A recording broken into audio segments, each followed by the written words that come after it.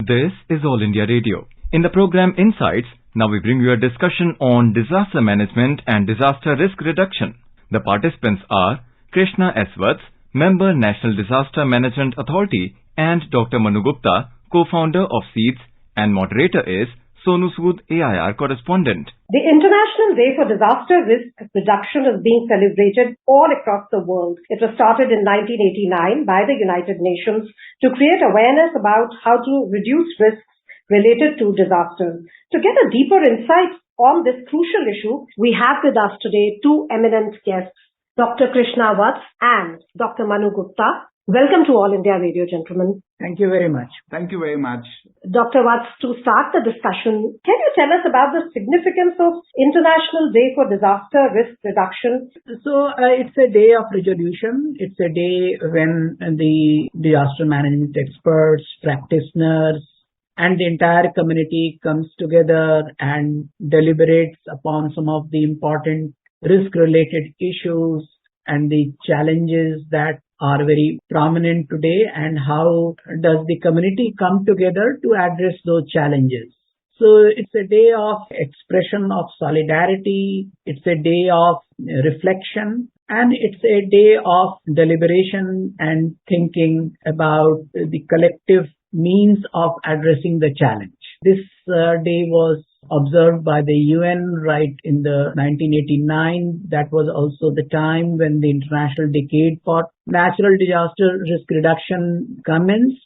This was for the first time that international agencies, particularly the UN organizations, got into disaster risk reduction, and together the UN agencies brought a new awareness of the importance of disaster risk reduction, and they also started several initiatives through which they deepened the foundation of disaster management in various countries.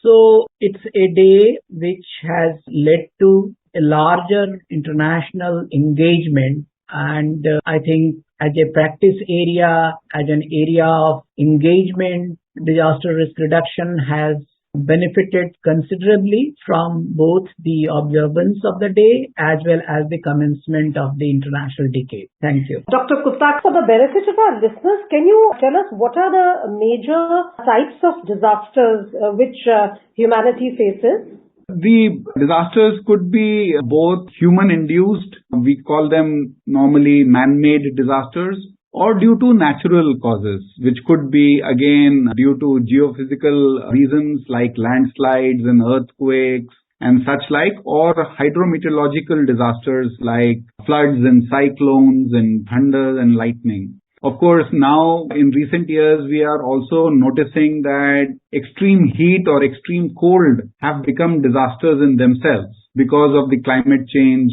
impacts that we are seeing around the world. So broadly, these are the types of disasters that we are talking about when we look at risk reduction. Mr. Krishna, what would you say about the disaster management ecosystem in India? If we talk about National Disaster Management Authority, NDMA, how has it helped in reducing disaster risk and mitigating losses to lives, livelihoods, basic infrastructure? So NDMA does not work alone. It works as part of a national disaster management system. We have a state-level disaster management authorities and we have district-level disaster management authorities. NDMA works closely with the states and districts, and all the three-tier institutions has come about as an outcome of the Disaster Management Act 2005. So for the first time, we are seeing a more systematic and legislated process of disaster management. And it has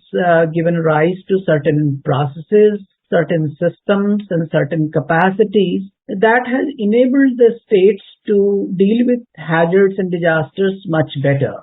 What we have seen is that in the recent years, the mortality in disasters has gone down, the process of relief and recovery has improved, and we have seen much greater participation of many agencies, stakeholders, and institutions in disaster management. And this has happened largely due to more systematic process of interventions which is supported by NDMA and as well as SDMAs and DDMAs.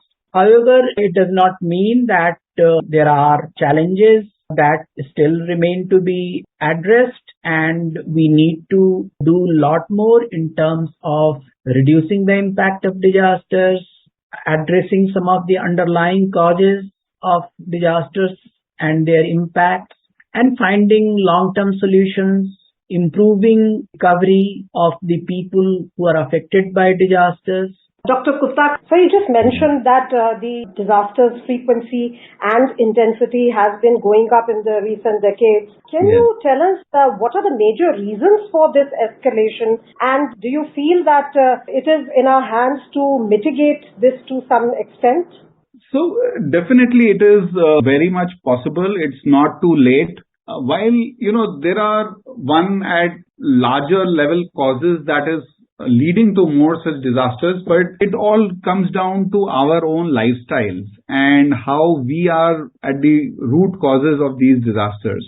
So while we are noticing that, in India, the number of cyclones has definitely increased. Earlier, it used to be only in the eastern coast, in Bay of Bengal. Now we see more and more cyclones also hitting the western coast from Gujarat to Kerala. The reason is that the Indian Ocean is warming up, and therefore there are more cyclones getting generated in the Indian Ocean and then subsequently to Arabian Sea and Bay of Bengal.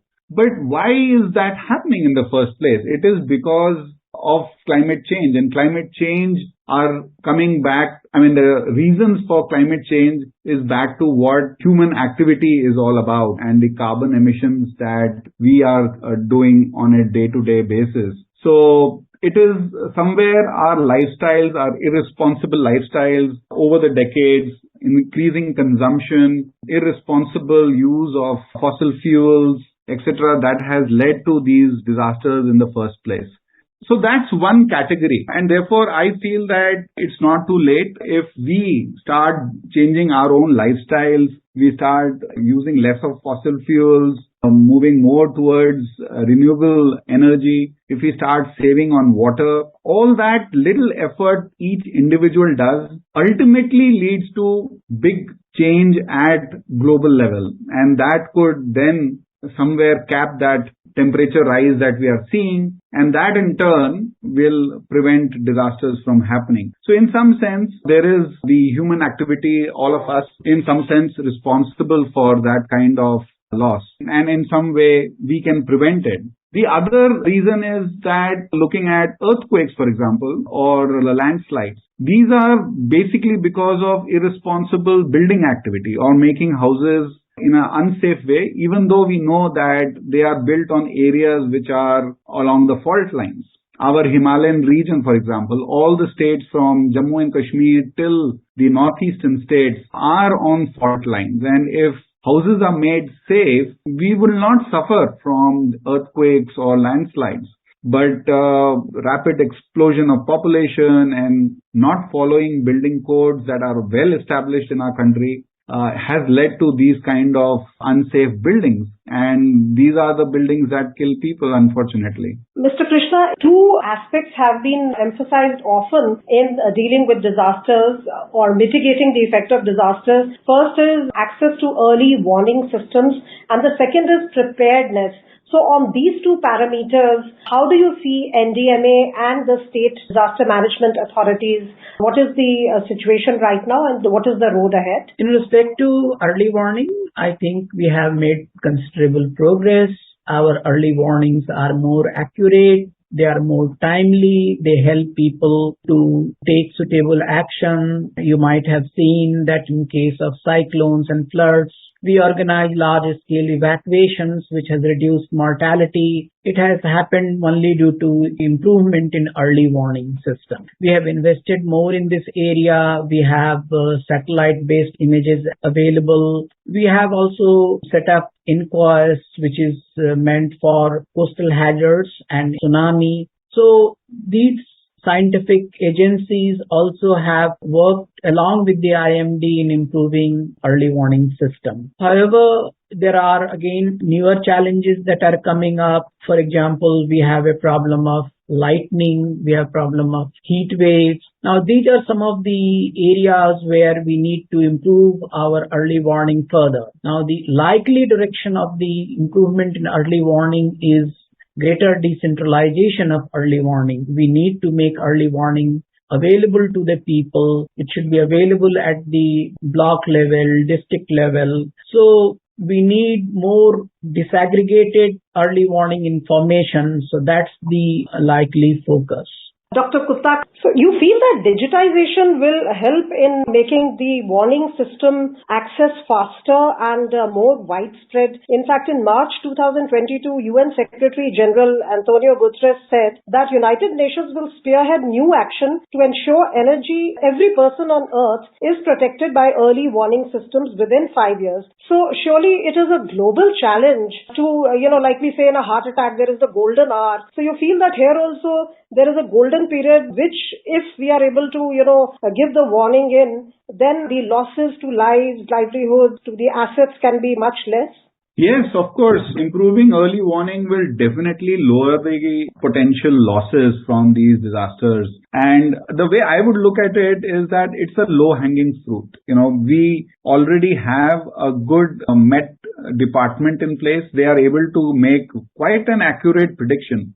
Our challenge is that how do we ensure that the warning reaches to every citizen of our country, and it reaches in a manner that he is able to understand what to do. For me, if I am told that there is going to be X millimeter of rainfall, I don't know what to do about it. I need to know whether I should just take all my valuables and put them in a higher attic or in a higher elevation so that they don't get damaged, or should I leave my house? Or should I leave my village or my town? I don't know. Just basis the quantity of rainfall. So that portion of information needs to be tailor-made to my context, my needs. And that's where the digitization that you asked is increasingly important.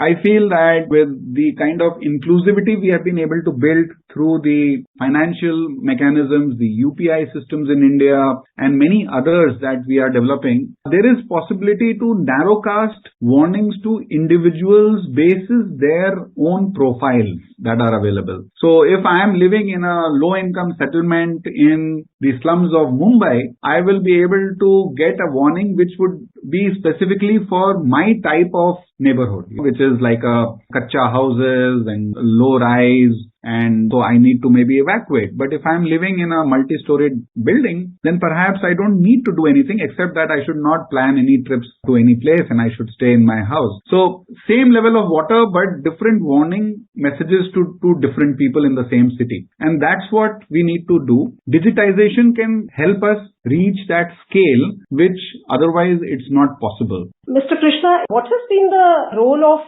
industry in providing rescue and rehabilitation where required through their corporate social responsibility efforts? We work quite well with the private sector, with the industry associations. We work well with the FICCI, CII. All these organizations do provide support at the time of large-scale disasters. They take the burden of recovery and reconstruction. So they are very dependable partners of the government, and they have helped us on many occasions. This relation could be improved further through more formal arrangements. I think this is the area of work which we will like to pursue further. So now we come to the end of this enlightening discussion. Thank you so much, Dr. Vatsa and Dr. Gupta, for joining us and throwing light on various crucial aspects of this momentous day. Thank you. Thank you very much. You are listening to a discussion on disaster management and disaster risk reduction. The participants were Krishna S. Vatsa, Member National Disaster Management Authority, and Dr. Manu Gupta, co-founder of Seeds, and moderator was Sonu Sood, AIR Correspondent. This program was produced and presented by the News Services Division of All India Radio. You can listen to it on our mobile app, News on AIR. This program is also available on our YouTube channel, News on AIR Official. You may email your opinion about this program at airnsttalks@gmail.com.